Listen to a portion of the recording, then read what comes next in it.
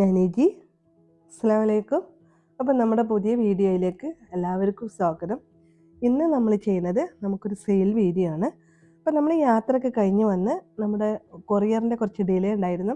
അപ്പോൾ ഏകദേശം നമുക്കതൊരു ഓർഡറിലൊക്കെ എത്തി. നമ്മളെ പുതിയ ഷോർട്ടും നിങ്ങൾക്ക് കാണുമ്പോൾ തന്നെ അറിയാൻ പറ്റും. 1 വീക്കിൽ നമ്മൾ 2 or 3 ഡേയ്സൊക്കെ നമുക്ക് കൊറിയർ ഉണ്ട്. ആൾ ഇന്ത്യ നമ്മൾ പ്ലാന്റ് സെയിൽ ചെയ്യുന്നുണ്ട്. അപ്പം നമുക്ക് ഇപ്രാവശ്യം നമുക്ക് സെയിലിന് എത്തിയിട്ടുള്ളത് ഫെലനോപ്സിസിൻ്റെ നല്ല മെച്ചോർഡായിട്ടുള്ള പ്ലാന്റുകളാണ് കേട്ടോ. അപ്പോൾ നമ്മൾ മിനിയേച്ചർ വെറൈറ്റീസ് അല്ല, നല്ല ബിഗ് സൈസ് ജംബോ വെറൈറ്റീസാണ്. ഫ്ലവറൊക്കെ നല്ല പെറ്റൽസൊക്കെ നല്ല വലുപ്പത്തിലുള്ള കളർഫുള്ളായിട്ടുള്ള കളറാണ് നമ്മൾ തിരഞ്ഞെടുത്തിട്ടുള്ളത്. നിങ്ങൾക്ക് എല്ലാവർക്കും ഇഷ്ടപ്പെടും. അപ്പോൾ ഒരുപാട് എൻക്വയറി വരുന്നത് നമുക്ക് ഫെലനോപ്സിസിൻ്റെ ഫ്ലവറിങ് പ്ലാന്റ് ഉണ്ടോ എന്നാണ്. അപ്പോൾ ഇപ്പോൾ അതിന് പറ്റിയിട്ടുള്ള നല്ലൊരു ക്ലൈമറ്റാണ്. നമുക്ക് ഈ ഒരു മഴക്കാലത്ത് നമുക്ക് നല്ല മഴയൊന്നും ഇല്ലാതെ ആ ടൈം കഴിഞ്ഞു പോയി. ഇനി നമുക്ക് ഒരു ഇടതടങ്ങളുള്ള മഴ, നല്ലൊരു തണുപ്പൊക്കെ ഉള്ള ഒരു ക്ലൈമറ്റാണ് ഇനി വരാൻ പോണത്. അപ്പോൾ അതിനനുസരിച്ചിട്ട് നമുക്ക് പോട്ട് ചെയ്തൊക്കെ വെച്ചിട്ടുണ്ടെന്നുണ്ടെങ്കിൽ പെട്ടെന്ന് തന്നെ സെറ്റായി കിട്ടും കേട്ടോ. അപ്പോൾ നമ്മുടെ ഈ ഒരു പ്ലാന്റുകളൊക്കെ നല്ല ഫ്ലവറോട് കൂടിയിട്ട് തന്നെയാണ് നമ്മൾ ആൾ ഇന്ത്യ ഡെലിവറി ഉണ്ട്.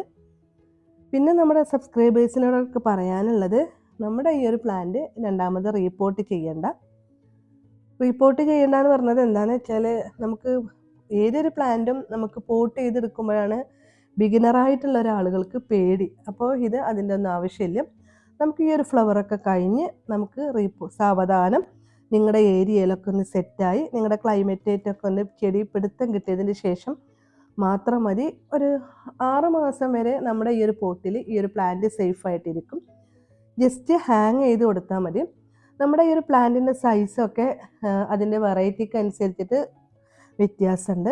എല്ലാതും നല്ല മെച്ചോർഡായിട്ടുള്ള പ്ലാന്റുകളാണ്. ഒരുപാട് 8ഉം 10ഉം ലീഫോട് കൂടിയിട്ടുള്ള നല്ല മദർ പ്ലാന്റ് ആണ്. പിന്നെ ഷൂട്ടുകളും റൂട്ടുകളൊക്കെ നല്ല ഷൂട്ടുകളുണ്ട്.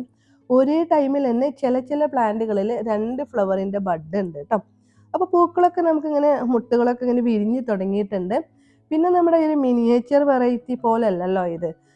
ലീഫാണെങ്കിലും ഫ്ലവർ ആണെങ്കിലും നല്ല വലുപ്പത്തിലുള്ള പെറ്റൽസോട് കൂടിയിട്ടുള്ള ഫ്ലവറുമാണ്, ലീഫുമാണ്. അപ്പോൾ കാണാൻ നല്ല ഭംഗിയാണ് നമുക്കൊരു പ്ലാന്റ് ഉണ്ടെങ്കിൽ തന്നെ കേട്ടോ. പിന്നെ നമ്മുടെ സബ്സ്ക്രൈബേഴ്സിനോടൊക്കെ പറയാനുള്ളത് എന്താണെന്ന് വെച്ചാൽ, ഇതിൻ്റെ ഒരു കെയറിങ് ഈ ഒരു ടൈമിൽ നമുക്ക് നല്ലതാണ്. നല്ല ചൂട് കൂടുന്ന ടൈം ആവുന്നതിൻ്റെ മുന്നേ തന്നെ നമ്മുടെ ഈ ഒരു പ്ലാന്റ് പിന്നെ ഒന്ന് വെച്ച് വളർത്തിയെടുക്കാൻ പറ്റിയിട്ടുള്ള ഒരു ടൈമാണ്. പിന്നെ ഓവറായിട്ട് ഷെയ്ഡ് കൊടുക്കാതെ എന്നാൽ ഒരു കാറ്റും വെളിച്ചമൊക്കെ കിട്ടി പിന്നെ നമ്മുടെ ജനൽ സൈഡിലൊക്കെ വെക്കുകയാണെന്നുണ്ടെങ്കിലും ഇൻഡോറായിട്ടും നമുക്ക് വളർത്തിയെടുക്കാൻ പറ്റും. നമ്മളെ ലിവിങ് റൂമിലൊക്കെ നമുക്ക് ഇൻഡോർ പോട്ടിലൊക്കെ ആക്കിയിട്ട് ഒരേ ടൈമിൽ 3 പ്ലാന്റൊക്കെ വെച്ച് സെറ്റാക്കിയിട്ടുണ്ടെങ്കിൽ കാണാൻ നല്ല ഭംഗിയാണ് കേട്ടോ. പിന്നെ ഇതിൻ്റെ ഒരു ഫ്ലവർ എന്ന് പറഞ്ഞിട്ടുണ്ടെങ്കിൽ ഇതിൻ്റെ ഒരു ലൈഫ് മാക്സിമം ഒരു 6 മാസം നമുക്ക് ഈ ഫ്ലവർ നല്ല നിരക്ക് വരും.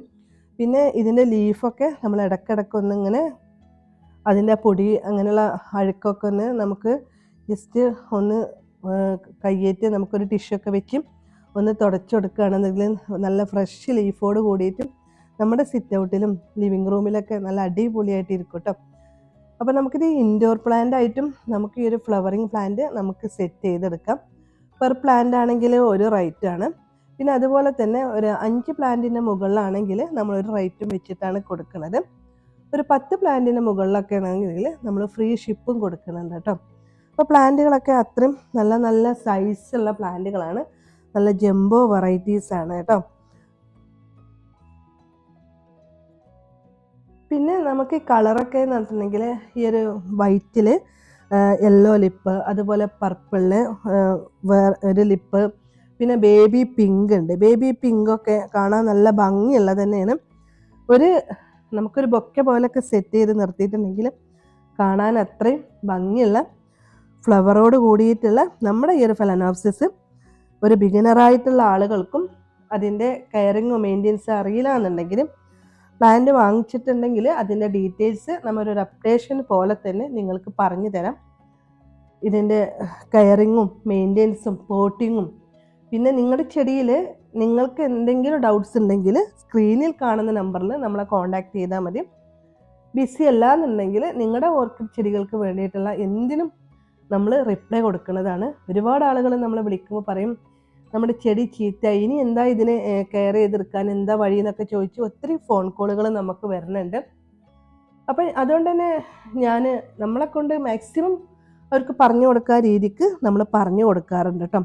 അപ്പം നമ്മുടെ ഈ ഒരു പ്ലാന്റിൻ്റെ ഒക്കെ സൈസ് കാണുമ്പോൾ തന്നെ നിങ്ങൾക്ക് അറിയാൻ പറ്റും അത്രയും നല്ല മെച്ചോർഡായിട്ടുള്ള പ്ലാന്റ് ആണ്. പിന്നെ ഈ ഒരു പോട്ടിൻ്റെ മീഡിയം എന്ന് പറഞ്ഞാൽ നമ്മൾ സെറ്റാക്കിയിട്ടുള്ളൂ. അതുകൊണ്ട് തന്നെ ഇത് പെട്ടെന്നൊന്നും നമുക്ക് റീപോർട്ട് ചെയ്യേണ്ട ആവശ്യമില്ല.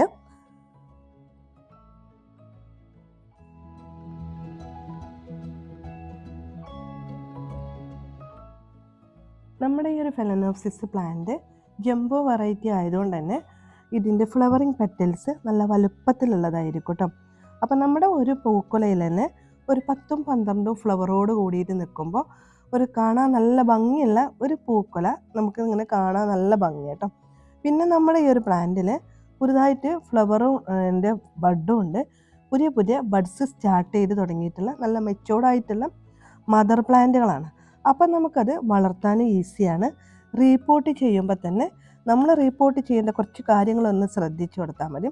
ഇതിൻ്റെ കെയറിങ്ങും ഇതിൻ്റെ വാട്ടറിങ്ങും എന്ന് പറഞ്ഞിട്ടുണ്ടെങ്കിൽ വെള്ളം നനച്ച് കൊടുക്കുമ്പോൾ നമ്മൾ റീപോർട്ട് ചെയ്യുമ്പോൾ ചട്ടിയുടെ ഒരു ഭാഗത്ത് ചെരിഞ്ഞ് റീപോർട്ട് ചെയ്യാൻ ശ്രദ്ധിക്കുക.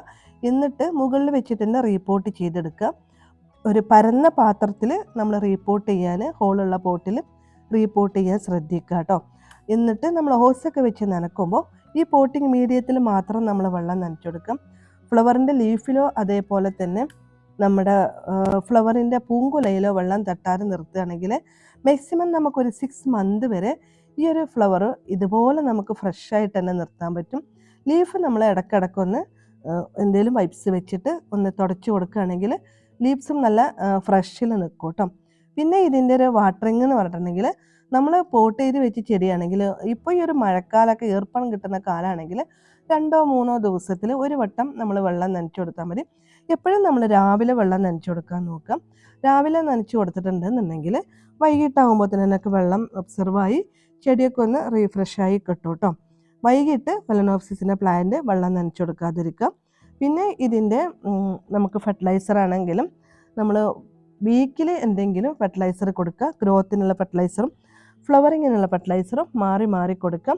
പിന്നെ നമ്മുടെ ഫംഗസൈഡായിട്ടുള്ള നമ്മുടെ സാഫോ നിങ്ങളുടെ അടുത്ത് എന്താണെന്നുണ്ടെങ്കിലും മസ്റ്റായിട്ട് നമ്മളൊരു 1 മന്തിൽ നമ്മളിതൊന്ന് സ്പ്രേ ചെയ്ത് കൊടുക്കാം. ഇതുപോലുള്ള കുറച്ച് കാര്യങ്ങളൊക്കെ ഒന്ന് ശ്രദ്ധിക്കുകയാണെങ്കിൽ ഒരു മിനിമം ഒരു ഓർക്കിഡ് ഗാർഡന് നിങ്ങൾക്കും സെറ്റ് ചെയ്തെടുക്കാം കേട്ടോ.